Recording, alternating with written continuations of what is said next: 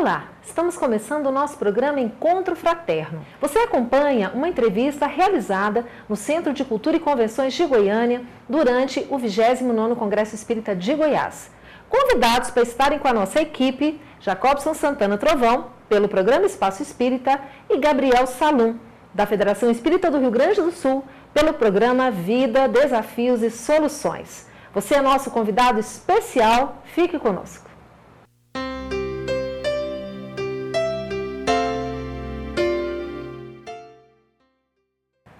O programa Encontro Fraterno está começando e o nosso convidado de hoje é Dr. Sérgio Lopes, médico do Rio Grande do Sul, que esteve conosco durante o 29º Congresso Espírita de Goiás, onde ele abordou o tema Uma nuvem de testemunhas nos cerca.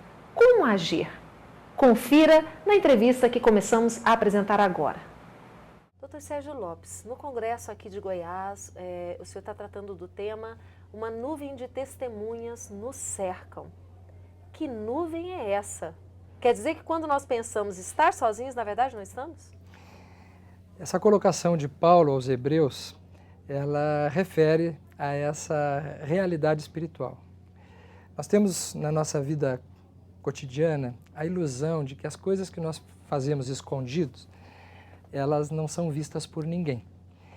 Não é por outro motivo que crimes ficam ocultos, pessoas tentam jogar a responsabilidade de seus atos para outras e procuram ocultar dos outros aquilo que é da sua competência. Esse recurso humano, ele na verdade é uma grande ilusão, é uma grande fantasia, porque nós estamos sendo permanentemente observados por uma nuvem de testemunhas espirituais, né? E principalmente pela nossa própria consciência, que dará dentro de nós a realidade dos fatos, das coisas que nós realmente vivemos. Então, nós estamos vivendo um momento físico, um momento material, mas a nossa natureza essencial ela é espiritual. Por conta disso, é como se nós vivêssemos um grande Big Brother, né? Onde nós não vemos o que está atrás das câmeras espirituais, mas eles estão nos vendo permanentemente. E por isso é que essa nuvem de testemunhas, ela é, de certa forma, uma espécie de consciência do lado de lá, que nos observa e que nos fará refletir no momento oportuno para nos encontrarmos conosco mesmo diante da nossa consciência.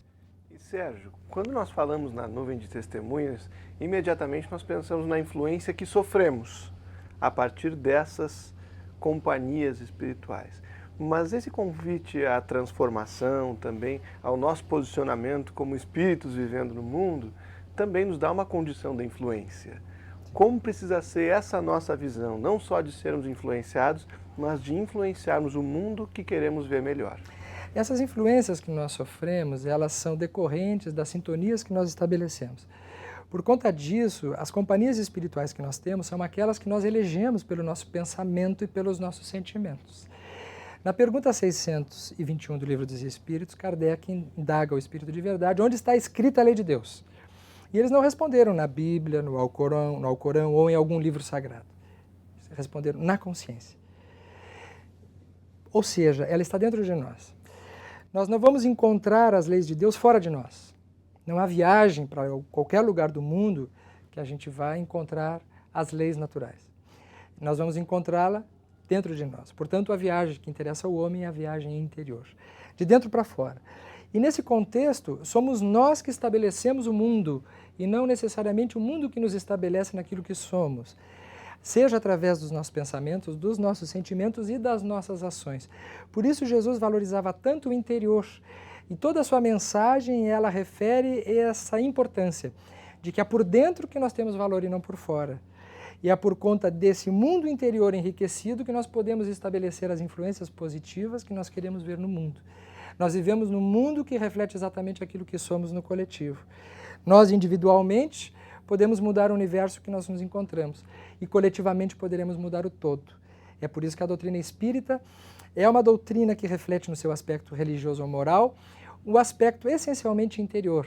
Reconhece-se o verdadeiro espírita pela sua reforma interior e pelos esforços que faz para dominar as suas más inclinações. Portanto, é uma religião de caráter intrínseco e não extrínseco.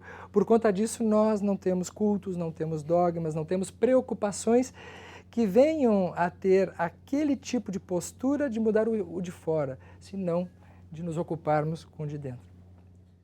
Nós daríamos uma breve pausa para o intervalo, mas daqui a pouquinho estaremos de volta. Fique aí.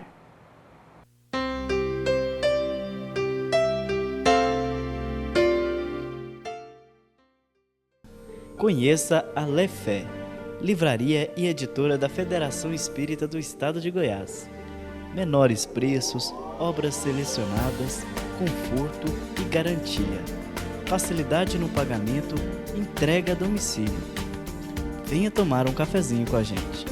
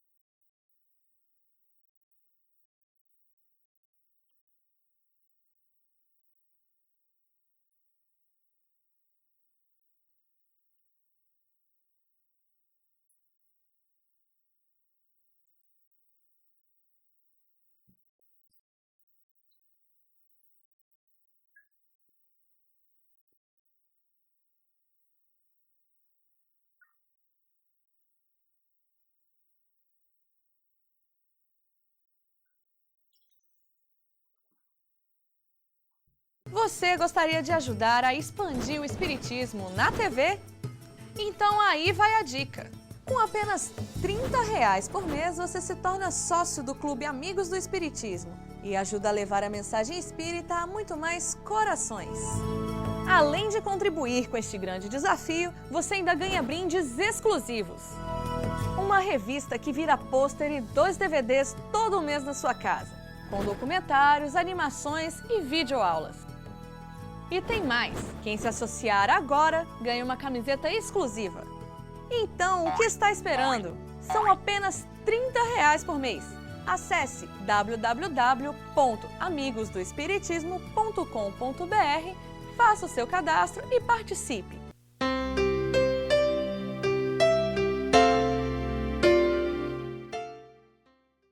Estamos de volta com a nossa entrevista com o Dr. Sérgio Lopes, que esteve conosco no 29º Congresso Espírita de Goiás, e você está conferindo agora, permanecendo conosco.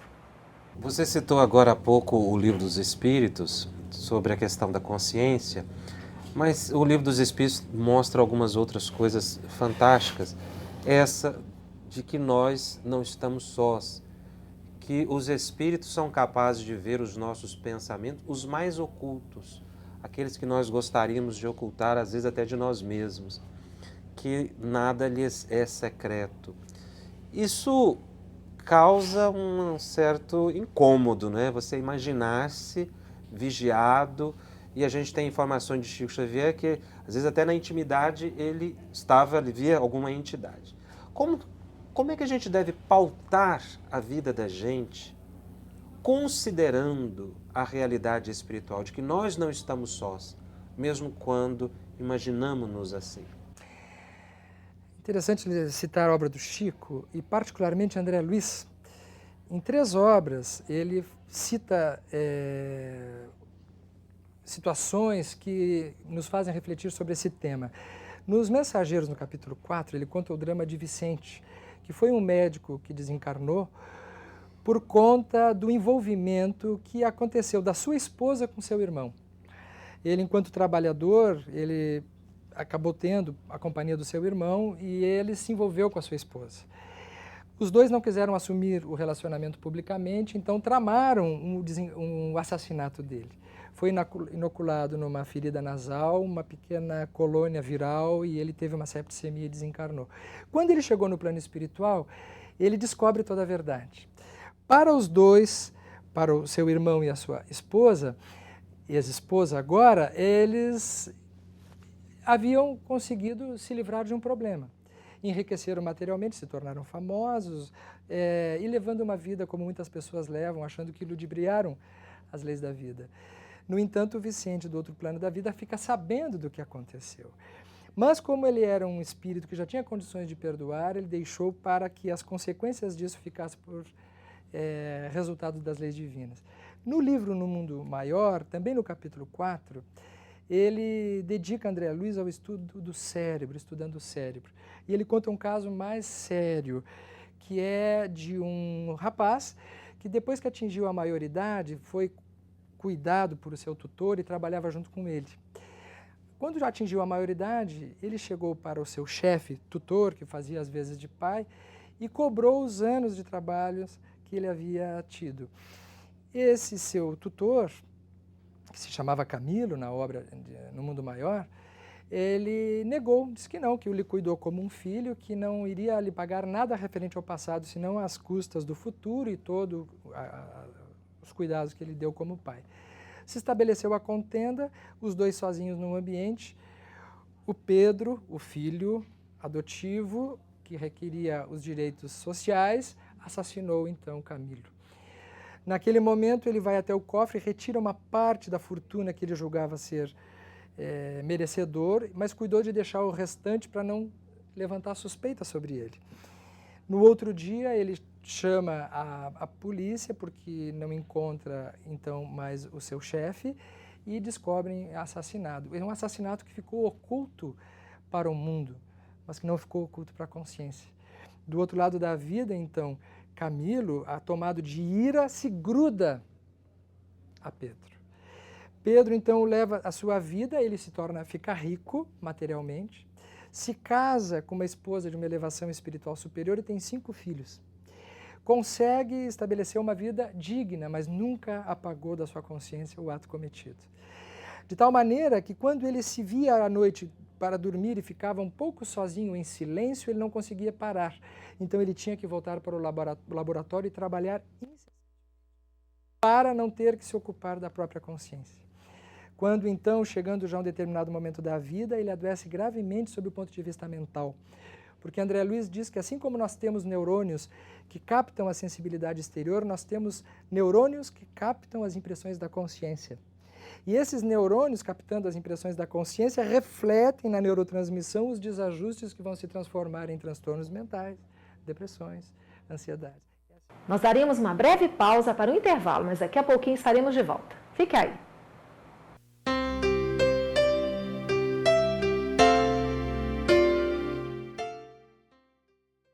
Conheça a Lefé, livraria e editora da Federação Espírita do Estado de Goiás. Menores preços, obras selecionadas, conforto e garantia. Facilidade no pagamento, entrega a domicílio. Venha tomar um cafezinho com a gente.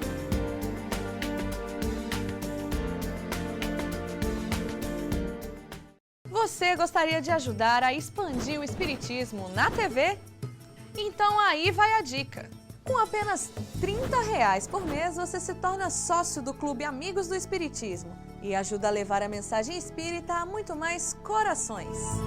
Além de contribuir com este grande desafio, você ainda ganha brindes exclusivos. Uma revista que vira pôster e 2 DVDs todo mês na sua casa, com documentários, animações e videoaulas.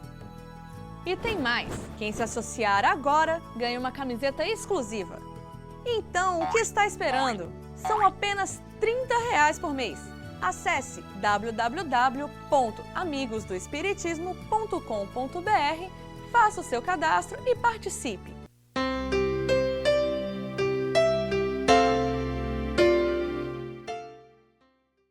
Estamos de volta com a nossa entrevista com o Dr. Sérgio Lopes, que esteve conosco no 29º Congresso Espírita de Goiás e você está conferindo agora, permanecendo conosco.